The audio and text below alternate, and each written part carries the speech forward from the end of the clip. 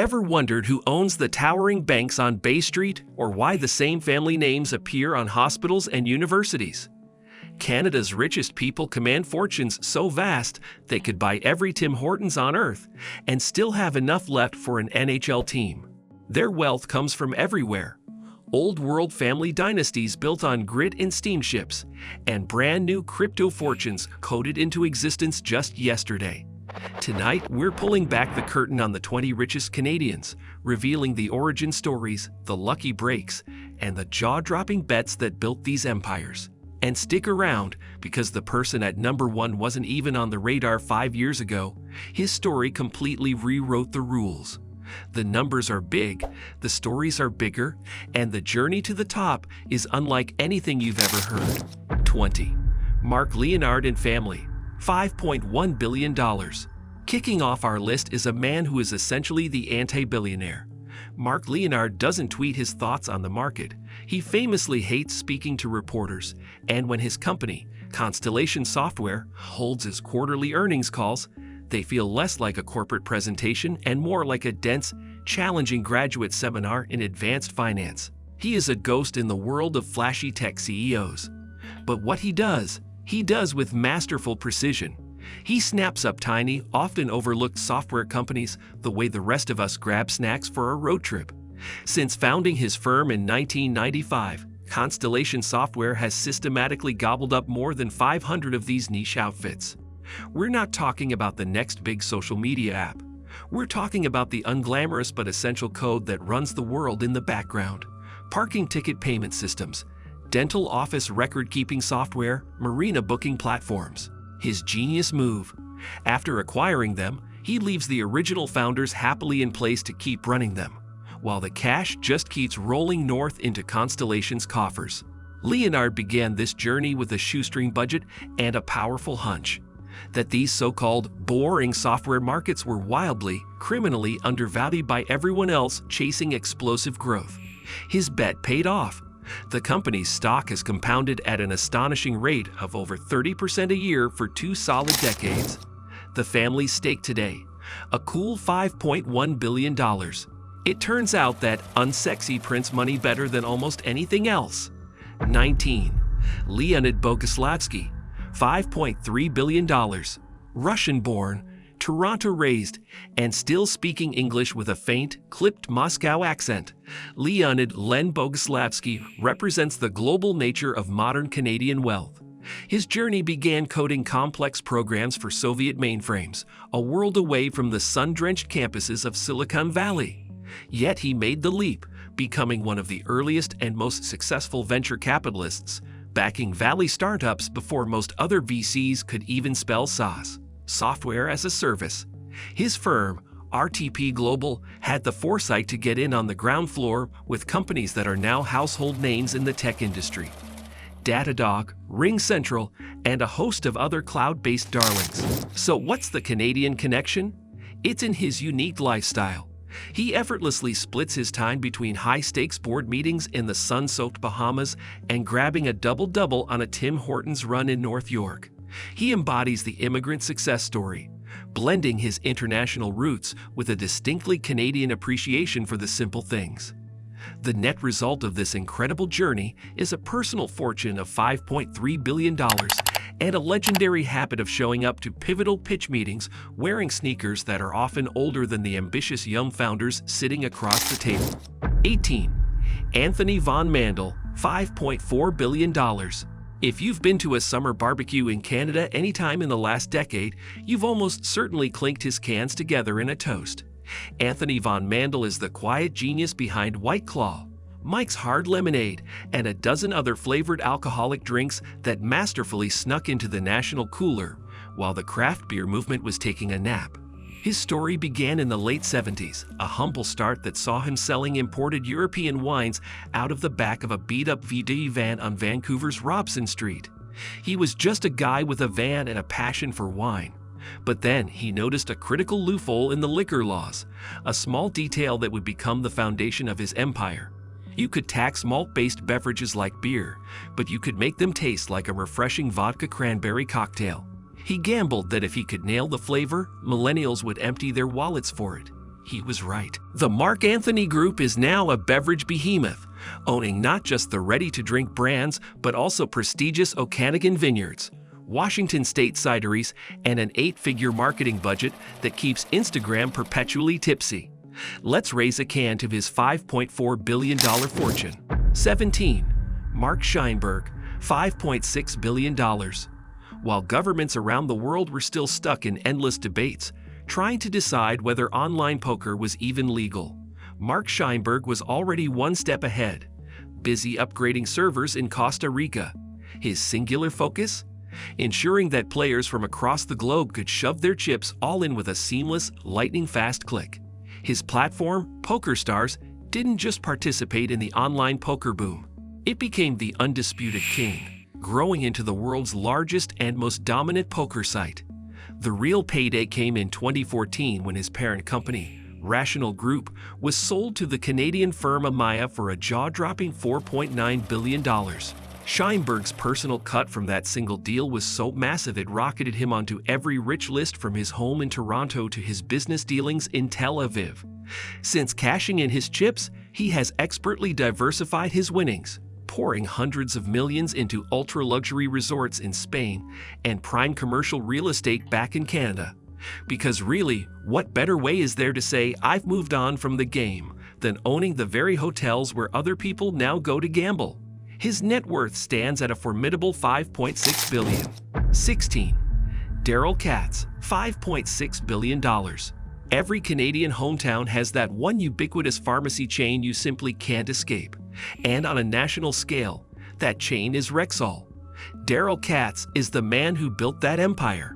He began his journey modestly in 1991, buying his very first medicine shop outlet.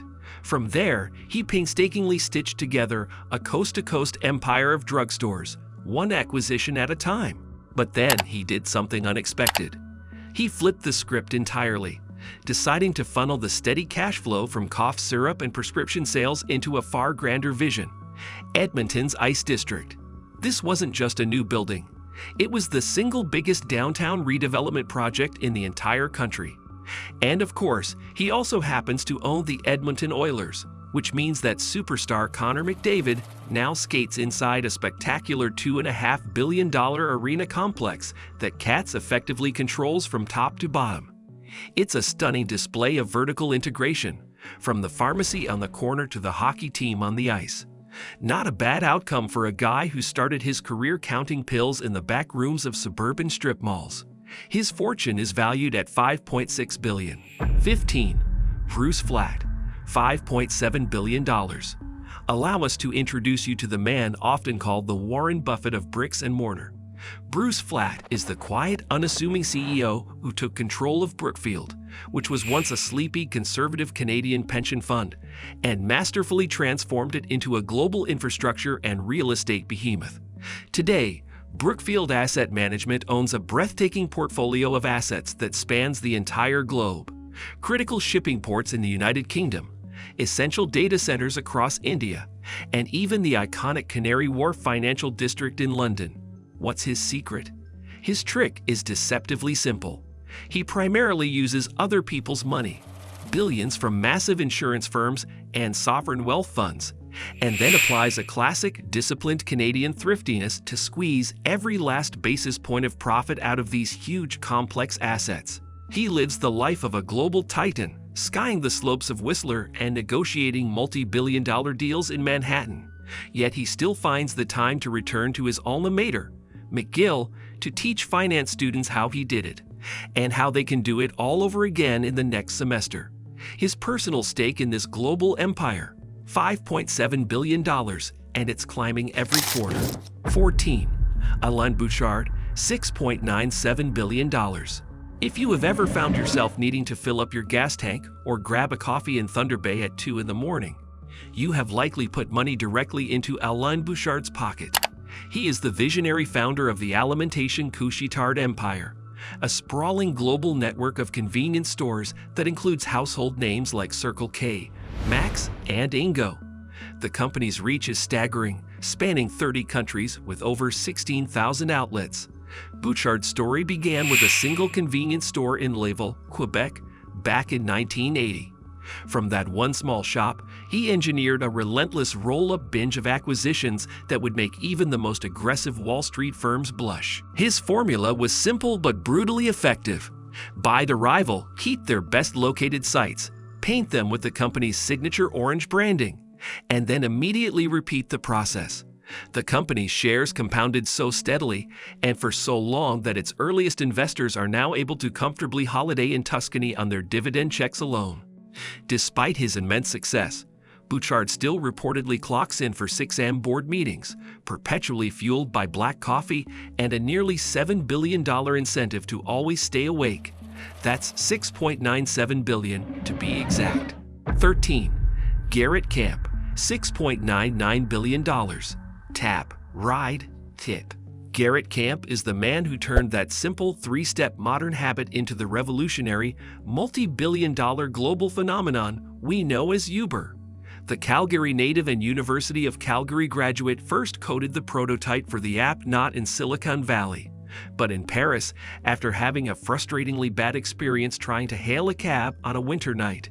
He roped in his co-founder, Travis Kalanick, to handle the aggressive business expansion. And then he watched as the valuation zeros began to multiply like geese on the Bow River back in his hometown. Although Camp eventually stepped back from his role as chairman of the company, he wisely kept his significant voting power, a strategic move that paid off handsomely when Uber finally went public. Since then, he's used his Uber fortune to bankroll other ventures, including the content discovery engine StumbleUpon, which later became Mix, and a whole string of other angel investments in promising tech startups. He does all of this while humbly claiming he's just a guy with a laptop. But if your laptop ever manages to print out nearly $7 billion, maybe then you can believe him. His net worth, a stunning $6.99 billion. 12. Jim Pattison, $7.41 billion. He is 95 years old. He still drives himself to work every single day, and he insists on signing every single company check by hand. Jim Pattison is a Canadian business legend unlike any other. He got his start in 1961 by selling used Buicks at a single dealership in Vancouver. It was there he figured out a simple but profound truth. If he could successfully upsell customers on floor mats, he could probably upsell them on almost anything. And so he did. His sprawling eclectic conglomerate, the Jim Pattison Group, now owns everything from Ripley's Believe It or Not and the Guinness World Records to vast networks of billboards, entire grocery chains, and forestry operations. Today, the group pulls in over $12 billion in annual revenue across an astonishing 85 different businesses. Employees at the head office swear that if you call the main line, you might still get Jim himself on the phone. His relentless work ethic and uncanny ability to spot a good deal have built him a personal fortune of $7.41 billion. He's not just a billionaire, he's a force of nature. 11. Joseph Tsai, $9.0 billion. He is Taiwanese-Canadian, Yale-educated, and is perhaps best known as the quiet, strategic co-founder who stood in the shadow of Alibaba's charismatic frontman, Jack Ma. In 1999, Joseph Tsai made a career-defining decision. He ditched a lucrative, high-powered law gig on Wall Street to throw in his lot with a tiny, unknown Chinese online bazaar that May was starting. Tsai's legal and financial expertise was the crucial ingredient that turned Alibaba into the powerhouse it is today, with a market capitalization that hovers around $200 billion. His wealth is now spread across continents. He owns the NBA's Brooklyn Nets and a significant chunk of downtown San Diego's real estate, yet he maintains an intensely private, low profile, splitting his time between La Jolla, California, and Toronto's exclusive Yorkville neighborhood. With dual passports, dual sports teams in 2 different countries, and a staggering $9 billion fortune, Joseph Tsai serves as a powerful reminder that sometimes the person playing second fiddle is the one who actually owns the sheet music. Enjoying this deep dive into the world of Canadian wealth? If so, do us a favor and smash that like button. It genuinely helps and tells the YouTube algorithm to show this to more curious Canadians just like you. And make sure you subscribe if you want to see our next investigation into how these massive fortunes could dramatically shift by the end of the year. The comments are open. Let us know whose story has caught you completely off guard. 10. Chip Wilson, $9.23 billion. He single-handedly put yoga pants on the global map. He was instrumental in turning the word athleisure into a legitimate dictionary entry. And he once infamously told the press that not every woman's body was made to wear Lululemon pants, a comment for which he later apologized all the way to the bank. Chip Wilson opened his very first design studio in Vancouver's trendy Kitsilano neighborhood back in 1998. He would sew his innovative, stretchy pants in the back room and then go out front to convince suburban moms that his $100 leggings weren't just workout gear. They were an essential part of a modern lifestyle.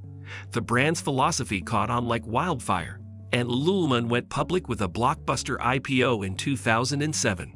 Over the years, Chip strategically cashed out large chunks of his stock, but he cleverly held on to some of the company's most valuable real estate leases. Those properties now spit out millions in rent, earning him money even when the seams on a pair of old leggings finally split. His game-changing vision has resulted in a net worth of $9.23 billion. Now, 9. Toby Luck, $9.42 billion. Here we have the classic entrepreneur's tale. A German-Canadian coder who, frustrated by his inability to sell snowboards online, decided to build a platform so that everyone else could sell anything they wanted. Back in 2004, Toby Luck and his friends tried to launch an online snowboard shop called Snowdevil. They quickly discovered that the existing e-commerce tools on the market were terrible. So, in a stroke of genius born from frustration, Luck decided to code his own solution over a single weekend. That weekend project became Shopify. Fast forward to today. Shopify now powers over 1 million merchants in countries all over the world. Its servers handle Black Friday traffic spikes that are powerful enough to break the internet, and its market cap sits north of $80 billion. Through it all, Toby has remained true to his roots. He still actively codes, he still tweets out memes to his followers, and he still owns enough company shares to put his on-paper net worth at a massive $9.42 billion. You could say his snow problem is officially solved. 8. David Cheriton, $10.2 billion. By day, he's a respected computer science professor at Stanford University. But during his coffee breaks, he's one of the most successful angel investors in history. Back in 1998, David Cheriton wrote the very first significant check, $100,000, to two of his ambitious graduate students, a pair of guys named Larry Page and Sergey Brin. Those students went on to found a little company called Google. The shares Cheriton received from that single early investment are now worth so much that his stake alone dwarfs the entire value of most hedge funds. But not content with just one miracle investment, he also co-founded Arista Networks, a company that builds the essential networking switches that power the back end of the cloud. And despite his immense wealth, he still teaches undergraduate networking courses at Stanford. His students affectionately call him Professor Billionaire, while he continues to bike to the campus and personally grades all of his students' midterms on the same night they're submitted. His net worth is a truly academic $10.2 billion, giving him tenure for life. 7 and 6. Gay Farncombe and Linda Campbell, $10.9 billion each. Here we have two cousins who share one of Canada's most sprawling and influential family fortunes. Gay Farncombe and Linda Campbell are both great-granddaughters of the legendary Roy Thomson, the quintessential Canadian success story. He was an Ontario farm boy who began his empire by buying a single local radio station in North Bay in 1931, and then simply never stopped acquiring newspapers and media assets. That small station grew into the Thomson Empire, which today includes the global information titan Thomson Reuters. Neither Gay nor Linda works in the day-to-day operations of the company, yet the sophisticated family trusts that were set up generations ago ensure that dividends keep flowing to them faster than newsprint ever could. While they share the source of their wealth, they are individuals on this list. Their combined fortune is a staggering $21.8 billion. But each one appears on the scoreboard with an individual net worth of $10.9 billion. 5, 4, and 3.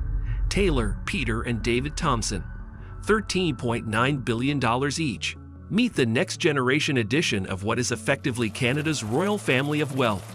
This trio of siblings, David, Peter, and Taylor, are the grandsons of Roy Thomson and the current stewards of the family dynasty. David holds the most public role as the current chairman of Thomson Reuters. He is a passionate collector of rare books and fine art, and also owns a slice of the NHL's Winnipeg Jets. His brother, Peter, co-chairs the family's holding company, Woodbridge, and oversees its vast global real estate portfolios that stretch from Toronto all the way to Fiji. Meanwhile, their sister Taylor quietly bankrolls independent cinema and other artistic ventures while sitting on her own massive fortune.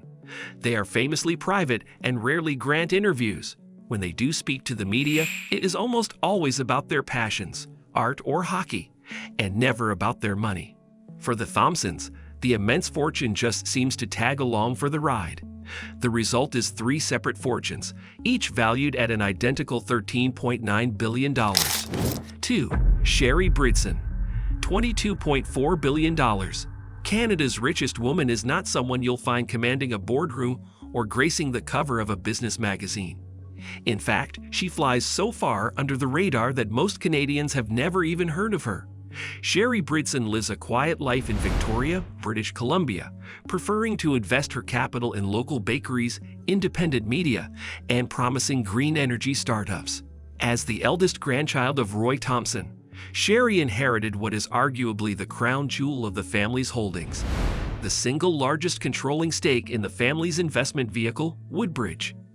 But over the past few decades, she has quietly used her immense influence and capital to turn that vehicle into a powerful engine for sustainable and socially conscious investing. She has personally bankrolled independent newspapers, funded innovative green energy labs, and all the while, she still owns enough of Thomson Reuters to outrank the entire media budgets of several countries.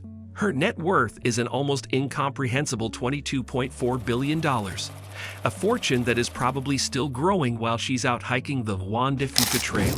1. Changping Zhao, $34.1 billion. And here we are, at number 1. He was born in Jiangsu, China, was raised as a teenager in Vancouver, and at one point, nearly took a job flipping burgers at a local McDonald's to help his family make ends meet. That was before he discovered Bitcoin back in 2013. Just 6 months after learning about cryptocurrency, he made the biggest bet of his life. He sold his Shanghai condo, went all in on crypto, and then, in a whirlwind 180-day sprint of relentless work, he built the cryptocurrency exchange known as Binance.